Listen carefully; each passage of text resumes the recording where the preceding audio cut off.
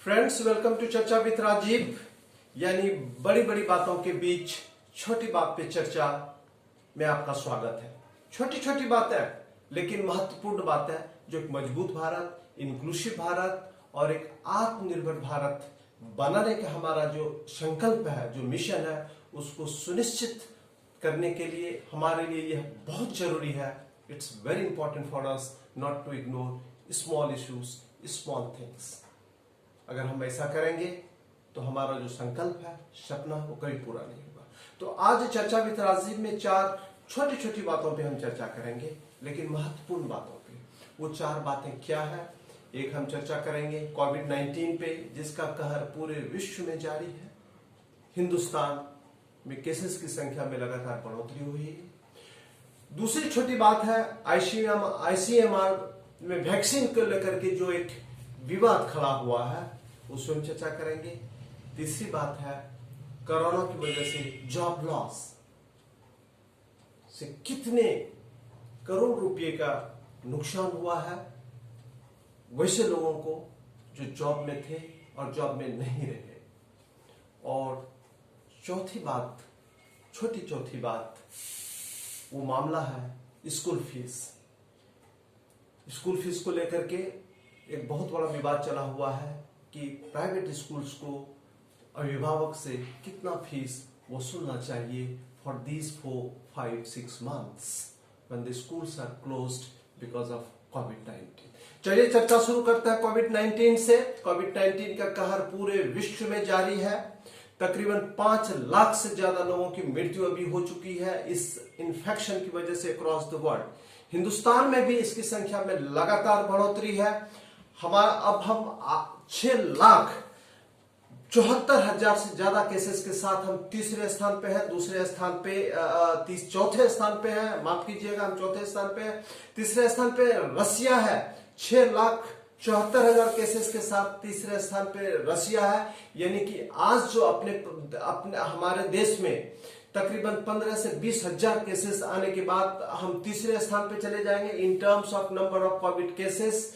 फैटेलिटीज के मामले में तकरीबन अब हम 20,000 के करीब बढ़ रहे हैं धीरे धीरे। और रसिया में ये जो संख्या है फैटेलिटीज की, वो 10,000 से ज्यादा है। यानी कि तीसरे स्थान पे पहले और दूसरे स्थान पे यूनाइटेड स्टेट्स और ब्राजील है, जहां काफी लोगों की मृत्यु हो चुकी है इस इन्फेक्शन की वजह से। यूनाइटेड स्टेट्स में अकेले तकरीबन 1,32,000 से ज्यादा लोगों की मृत्यु अभी तक हो चुकी है इस डिजीज की वजह से। It's a huge loss to humanity. हम प्रे करते हैं, हम उम्मीद करते हैं कि हमारा प्रयास कोरोना को जरूर डिफीट करेगा और एक दिन वी विल इमर्ज विक्टोरियस। मित्रों, इसी बीच कोरोना को फाइट को लेकर के आईसीएमआर में एक वैक्सीन की बात आई है। कल के अखबारों में आया कि आईसीएमआर ने यह दावा किया है कि 15 अगस्त तक वैक्सीन आ जाने की पूरी संभावना है। उसके बाद डिफरेंट एक्सपर्ट्स के डिफरेंट व्यूज आए।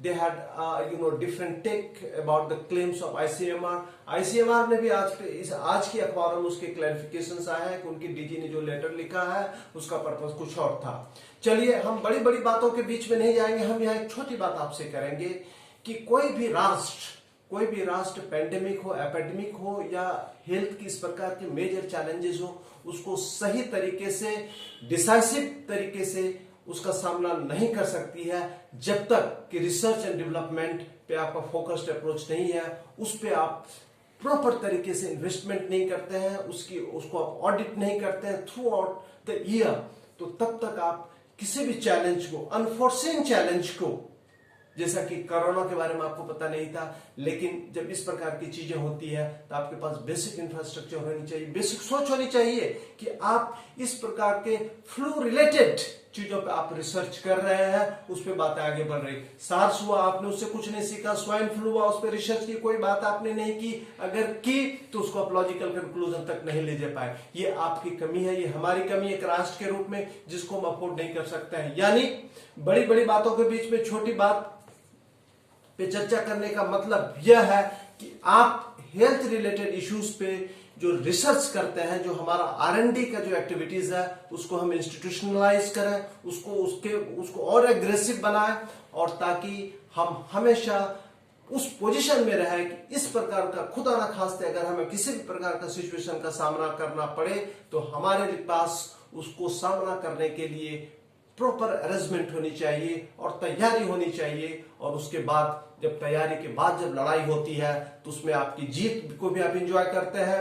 अगर आपको डिफीट भी हो जाती है तो इस बात से आपका रिग्रेट नहीं होता कि हम तैयार नहीं थे और बिना तैयारी के हमने लड़ाई लड़ी और हमारा हार हो गया, यानी उससे आप बचेंगे। देखा आपने, बड़ी बड़ी बातों के बीच में छोटी बात पे चर्चा करने की कितनी अहमियत है।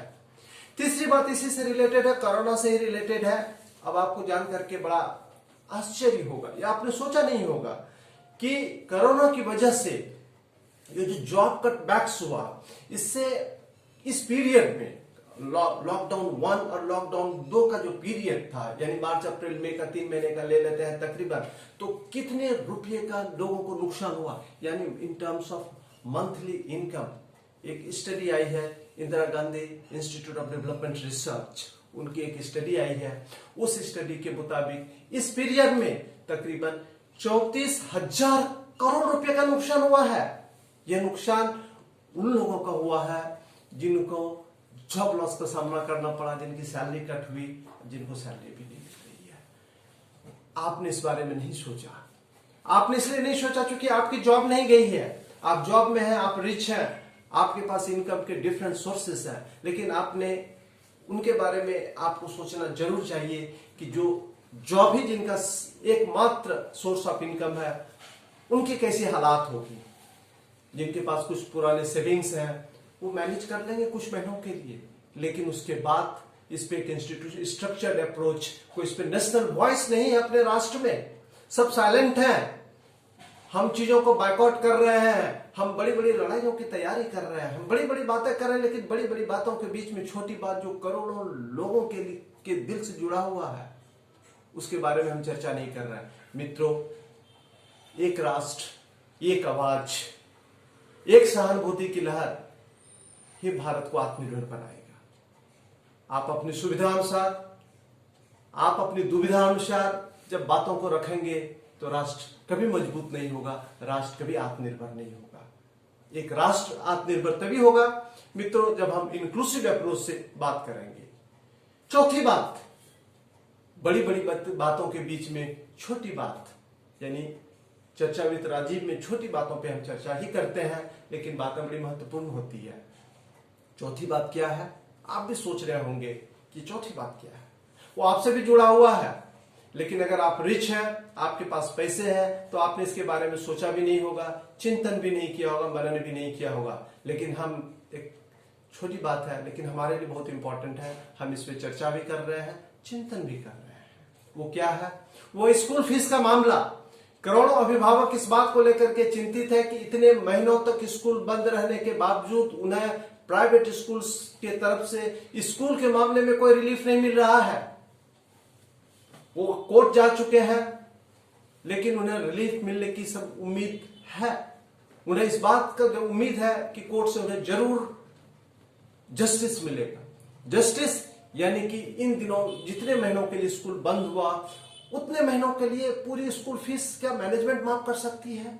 शायद नहीं, लेकिन इन terms of percentage they can certainly wave of the tuition fees. लेकिन इस पे स्कूल्स अभी तक कोई डिसीजन नहीं ले पाई है।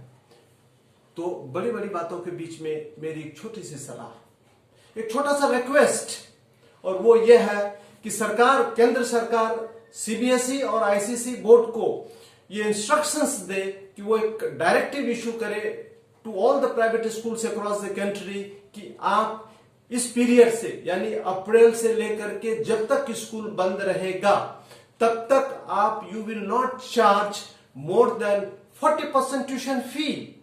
और थोड़ा बहुत जो आपको स्कूलों को नुकसान का सामना करना पड़ेगा, उसकी भरपाई जितने पिछले सालों, इतने सालों से आपने जो प्रॉफिट कमाया है, उससे आप भरपाई कीजिए। यानी इस क्राइसिस के टाइम में आप अपनी प्रॉफिट से थोड़ा सा निकाल करके भरपाई कीजिए और लोगों को एक मैसेज दीजिए कि इस क्राइसिस में एक हिंदुस्तान एक है और जो भी लोग मुसीबत में है उसको हम सहयोग करने के लिए प्रयास कर रहे हैं। यानी लास्ट ये बात एक मैं आपको कह दूं, इस चर्चा विद राजीव में स्कूल फीस के ऊपर इतनी बड़ी कंट्रोवर्सी होने के बाद मैं ये सोच रहा हूं कि आज हिंदुस्तान में एक स्कूल एक स्कूल फीस की पॉलिसी होनी चाहिए, one nation, one type of schools and one tuition fee, and that will make India really inclusive, really self reliant. अगर आप ऐसा नहीं कर सकते हैं तो फिर बातें हैं क्या, बातों का क्या, हम बातें करते रहेंगे, हम चर्चा करते रहेंगे। धन्यवाद, हमारे साथ चर्चा में जुड़े। कल फिर छोटी छोटी बातों के साथ मैं आपके साथ आऊंगा। धन्यवाद।